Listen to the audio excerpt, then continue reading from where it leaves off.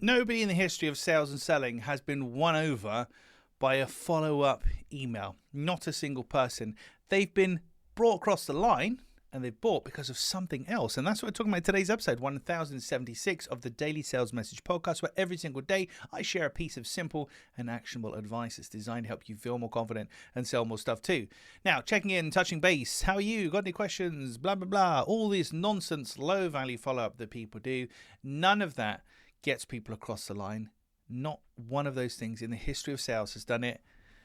What has changed people is new information, a trigger point, so they've experienced something, and that's it. New information or they've experienced something.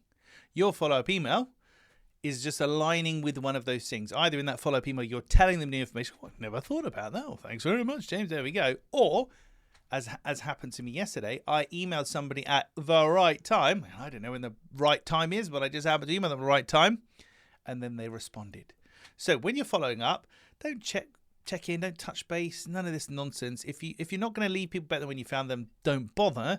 But we're looking for a trigger point, so something's moved for them, they've experienced something different, and then we can email them accordingly, and or we share with them something new, something intriguing, a piece of information to help them make their mind up and buy.